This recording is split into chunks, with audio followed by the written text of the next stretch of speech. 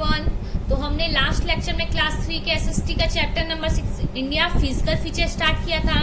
इसमें हमने landform of India पढ़ा और नॉर्थन माउंटेन्स पढ़ लिया। नॉर्थन माउंटेन्स में हमने पढ़ा कि हमारा हिमालय जो है वो नॉर्थन माउंटेन है और आज हम पढ़ेंगे नॉर्थन प्लेन्स। ठीक है, तो नॉर्थन प्लेन्स क्या हुआ, जो हिमालय के नीचे जो फ्लैट लैंड है, जो हिमालय नॉर्थ में जो माउंटेन है उसके नीचे जो फ्लैट लैंड है उसको बोलते हैं नॉर्थन प्लेन्स। ठीक है, तो चलो चैप्टर के स्टार्ट करते हैं। Toward the south of Himalaya lies the vast flat land of the north. ठीक है, तो साउथ ऑफ हिमालय के साउथ में जो वास्ट फ्लैट लैंड है, बहुत अधिक बड़ा सा एक फ्लैट लैंड है, उसको बोलते हैं नॉर्थन प्लेन्स। ठीक है, this flat lands are called northern plains of India. The northern plains were formed by the rich soil deposited by Himalaya river such as Ganga, Yamuna, Satluj and Brahmaputra। तो मैंने बताया था कि हिमालय में जो बहुत सारे बर्फ है वो पिघल कर क्या बनाते हैं, नदी फॉर्म करते हैं। ठीक है, तो जैसे कि गंगा, यमुना, सतलज, ब्रह्मपुत्र ये सब माउंटेन रिवर है। ठीक है, हिमालय रिवर है, बर्फ पिघल करके ये सारी नदी बनी है। ठीक है, तो जब पहाड़ पर से ये नदी का पानी गिरता है, बर्फ पिघल करके जो पानी गिरता है वो अपने साथ पहाड़ पे से काफी सारे मिट्टी भी लेकर के आता है। ठीक है, और उन्हीं मिट्टी जमीन पर जब जाएगा तो वहां पर इकट्ठा हो जाता है और उसी वजह से वो नॉर्थन प्लेन्स होता है। वहां पर वो जाके मिट्टी इकट्ठा हो जाता है और वो बहुत ही फर्टाइल मिट्टी होता है। ठीक है, This river flow very rapidly in the mountain and wash away soil and rocks। ठीक है, तो ये माउंटेन पे तो बहुत ही तेज है, ये जो हिमालय रिवर है, गंगा, यमुना, सतलज और ब्रह्मपुत्र, ये तो माउंटेन पे तो बहुत ही तेज से बहती हैं। ठीक है, लेकिन जमीन पर आने तक में धीमी हो जाती है उनकी रफ्तार।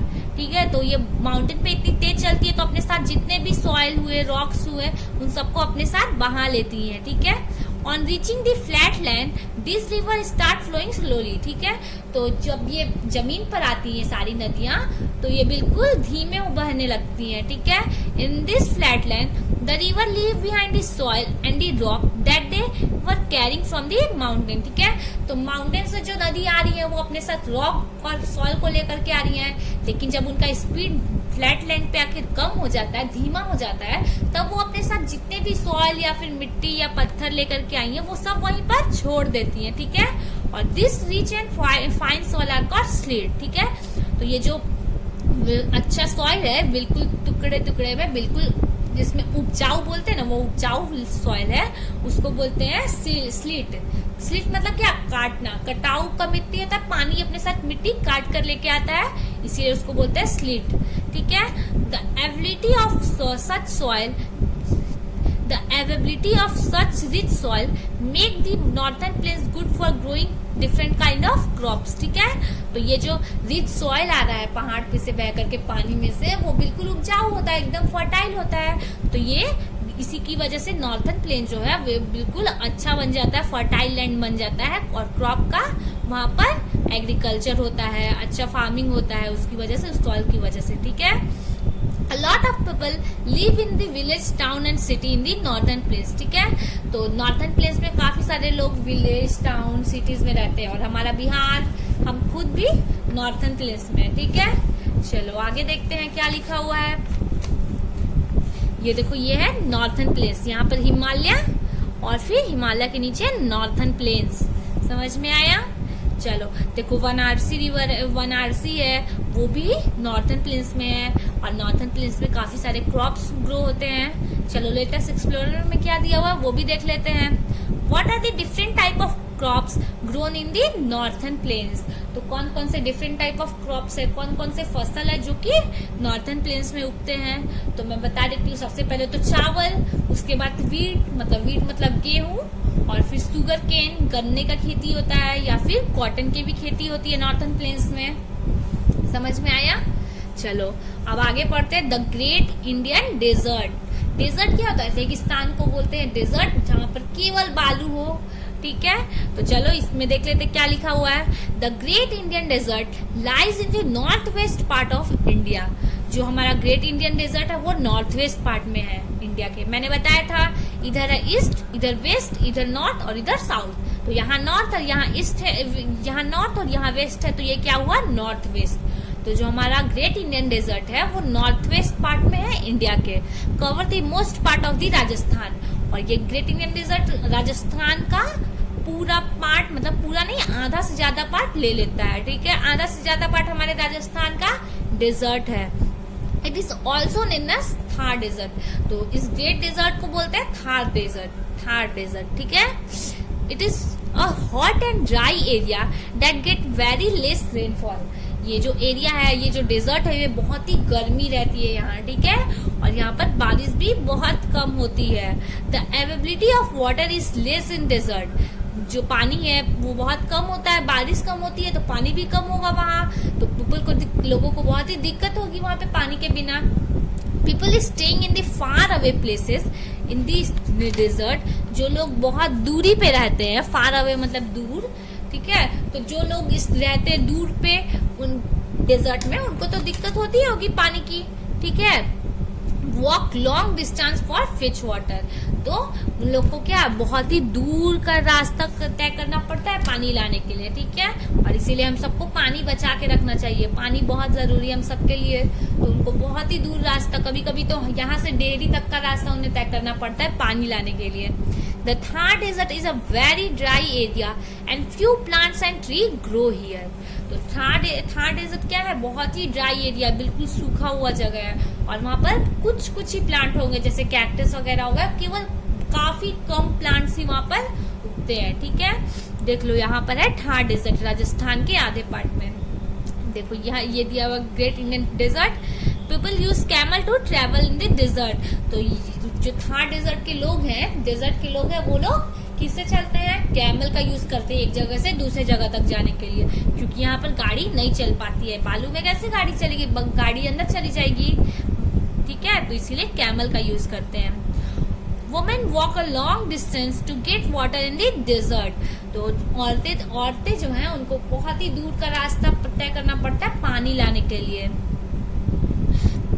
Very little vegetation is found in the desert. तो काफी कम वेजिटेशन होता है, मतलब पौधे बिल्कुल नहीं होते वहाँ, काफी कम पौधे होते हैं, कुछ कुछ ही होते हैं वहाँ पर, बस यही दिया हुआ है।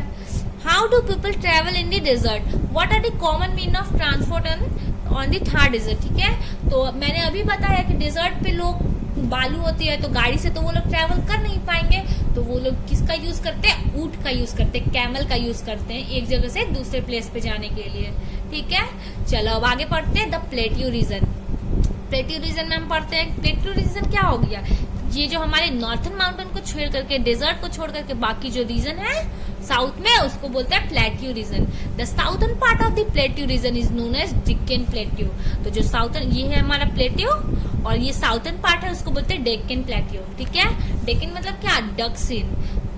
देखो यहाँ पर पूरा, पश्चिम, उत्तर, दक्षिण। दक्षिण मतलब साउथ, ठीक है। तो साउथ, डेक्कन का मतलब होता है south. The word Deccan is derived from the Sanskrit word दक्षिण। तो जो डेक्कन है वो संस्कृत वर्ड से आया है, डेक्कन को संस्कृत में बोलते हैं दक्षिण, ठीक है, विच मीन्स साउथ, उसका मतलब होता है south. The south part of the India are called peninsular because it is surrounded by the water from the three side. Peninsular मतलब क्या होता है कि एक ऐसा लैंड जो कि तीन साइड से वाटर से कवर हो, ठीक है। तो ये जो हमारा साउथ पार्ट है इंडिया का, वो तीन साइड से कवर है ना पानी से, एक अरेबियन सी, एक इंडियन ओशियन और एक बे ऑफ बंगाल, ठीक है। तो इसीलिए साउथ पार्ट ऑफ द हमारे इंडिया को बोलते हैं पेनिनसुलर। चलो आगे देखते हैं। The three water bodies, the Arabian sea, the bay of Bengal and the Indian ocean. The Arabian sea, the Indian ocean and the bay of Bengal. चलो आगे देखते हैं क्या लिखा हुआ है। The Deccan plateau is dry and hot in the summer but receive good rainfall during the monsoon. तो जो हमारा डेक्कन प्लेट्यू है वो तो गर्मी में तो गर्मी रहता है, वहाँ पे ठंडी में ठंडी रहती है, लेकिन बारिश में वहाँ पर काफी अच्छी बारिश होती है, मतलब अच्छी रेनफॉल होती है मानसून के टाइम में। Many rivers such as Mahanadi, Godavari, Krishna, Kaveri, Narmada and Tapi flow in the Deccan region. तो डेक्कन रीजन में काफी सारे रिवर होते हैं, जैसे कि महानदी, गोदावरी, कृष्णा, कावेरी, नर्मदा, तापी। और वहां पर तो माउंटेन है नहीं, बर्फ वाली, तो कहाँ से पानी आएगा उसमें, तो वो रिवर के थ्रू, रिवर में पानी, रेनफॉल के थ्रू रिवर में पानी आता है, क्योंकि वहां तो डेक्कन प्लेट्यू में तो बहुत अच्छी बारिश होती है, तो इसीलिए बारिश के थ्रू नदी में पानी आता है। The reverse depend on the monsoon rainfall for their water. तो जो रिवर होते हैं वो मानसून के रेनफॉल के लिए रेनफॉल पे डिपेंड होते हैं पानी के लिए। हैदराबाद, बेंगलुरु, पुणे आदि some important cities that are located in the Deccan plateau region. तो जो हैदराबाद, बेंगलुरु, पुणे ये सब इम्पोर्टेंट सिटी है जो कि डेक्कन प्लेट्यू में है। Many type of minerals are found in this area। तो डेक्कन प्लेट्यू में बहुत सारे मिनरल्स भी पाए जाते हैं। मिनरल्स मतलब क्या? खनिज, धातु। मिनरल्स मतलब माइन करके मिनरल्स निकालते हैं, ठीक है। तो बस वही काफी ज्यादा पाए जाते हैं हमारे डेक्कन प्लेट्यू में, ठीक है। देखो ये पहाड़ी इलाका है, पहाड़ है डेक्कन प्लेट्यू पे। Khandala is the most famous hill station in the Deccan plateau. तो हमारे हिल स्टेशन में खंडाला जो है वो सबसे ज्यादा मोस्ट इम्पोर्टेंट है, मोस्ट फेमस है हिल स्टेशन हमारे डेक्कन प्लेट्यू में। समझ में आया? चलो आगे पढ़ लेते हैं। Coastal planes of island, coastal plains and island. The southern part of the India form a peninsula which is the largest piece of land surrounded by water on the three sides, the Arabian Sea, the Bay of Bengal and the Indian Ocean। जो southern part है हमारे India का वो peninsular बनाता है। वो तो मैंने अभी बताया कि जो लैंड तीनों साइड से वाटर से घिरा हो तो उसको बोलते हैं पेनिनसुला। तो हमारे साउदर्न पार्ट इंडिया हमारे किस किस लैंड से एरिया वाटर बॉडी से घिरा है? Arabian sea, Indian ocean and bay of Bengal, ठीक है। तो इन सबसे घिरा है। तो हमारा साउथर्न पार्ट क्या? पेनिनसुला फॉर्म करता है। Coastal plain is an area of flat low line land next to the ocean, ठीक है। तो कोस्टल प्लेन्स क्या हो गया? जो एरिया सी या फिर ओशन के बगल में है उसको बोलते हैं कोस्टल प्लेन्स, ठीक है। समुद्र के बगल में, महाद्वीप के बगल में जो लैंड है उसको बोलते हैं coastal planes. The mountain range of the Eastern Ghat and the Western Ghat separate the Deccan plateau from the coastal plains, ठीक है। देखो यहाँ डेक्कन प्लेट्यू है और यहाँ जो किनारे है, नदी का किनारा है उसको बोलते हैं कोस्टल प्लेन्स और बीच में है उसके माउंटेन। यहाँ पर क्लियरली दिखेगा तुमको। ये सारे हो गए northern plains, Deccan plateau region और इनके बीच में है एक बॉर्डर माउंटेन और वही माउंटेन किस चीज को अलग करता है? हमारे जो कोस्टल प्लेन्स है उसको डेक्कन प्लेट्यू से अलग करता है। समझ में आया? चलो आगे देखते हैं। The Eastern Ghat and the Western Ghat separate the Deccan plateau from the coastal plains. They are two coastal plains, eastern coastal plains and western coastal plains, ठीक है। तो दो कोस्टल प्लेन्स होते हैं। देखो वेस्टर्न कोस्टल प्लेन्स इस साइड और ईस्टर्न कोस्टल प्लेन्स इस side. The coastal plains are fertile and a number of crops are grown here। तो जो कोस्टल प्लेन्स होते हैं वहां पर पानी होता है तो वो फर्टाइल होते हैं और वहां पर काफी सारे क्रॉप्स भी उगते हैं, काफी सारी फसल होती है। The coastal plains are neither too hot not too cold throughout the year. तो जो कोस्टल प्लेन्स होते हैं वहां पर टेम्परेचर क्या होता है? बिल्कुल मॉडरेट होता है, ना ही ज्यादा ठंडा और ना ही ज्यादा गर्मी, ठीक है। There are many beaches that lies on the coastal plains such as Juhu Beach in Mumbai, Puri in Odisha, Marine Beach in Chennai, ठीक है। तो काफी सारे बीचेस होते हैं। बीचेस मतलब क्या? समुद्री तट। तो समुद्र के किनारे लोग घूमने जाते हैं तो काफी सारे बीचेस होते हैं, जैसे जुहू बीच है मुंबई में, पुरी है उड़ीसा में और मैरीन बीच है चेन्नई में। समझ में आया? चलो आगे देखते हैं। Lakshadweep island and the Andaman and Nicobar island are the two main island group of India, ठीक है। तो जो लक्षद्वीप आइलैंड है, देखो पानी से घिरा हुआ जो होता है उसको बोलते हैं आइलैंड। तो यहाँ है लक्षद्वीप आइलैंड और यहाँ पर अंडमान निकोबार आइलैंड। तो ये हमारे इंडिया का दो आइलैंड है, most important island of the group of India. The Lakshadweep Island are in the Arabian Sea and the Andaman Nicobar Island in the Bay of Bengal, ठीक है। तो ये जो लक्षद्वीप आइलैंड है ये कहाँ है? अरेबियन सी के बीच में है और ये अंडमान निकोबार आइलैंड है वो बे ऑफ बंगाल में है। समझ में आया? तो यहाँ होता है आपका चैप्टर समाप्त और कल हम करेंगे एक्सरसाइज। तब तक के लिए तुम भी करो और आज के वर्ड्स में लिखवा देती हूँ जल्दी जल्दी तुम सभी को। तो सबसे पहले हमने क्या पढ़ा था? स्लिट पढ़ा था। यहाँ पर हमने स्लिट, तो चलो लिख लेती हूँ। Slit SLIT। स्लिट का मतलब क्या होता है? काटना। मैंने बताया मिट्टी काटते हुए पहाड़ पे से पानी आता है और रिवर का और नीचे का फ्लैट लैंड को फर्टाइल करता है।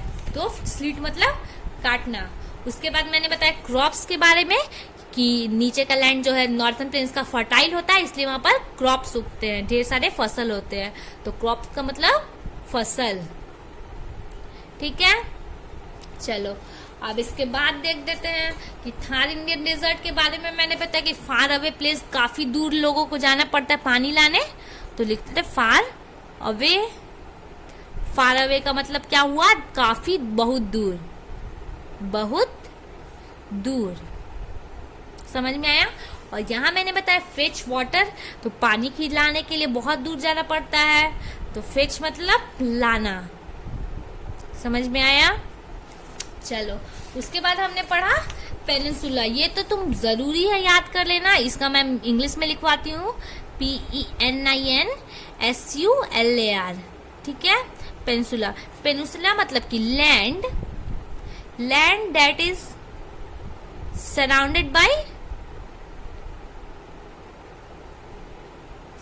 By water on it's 3 sides.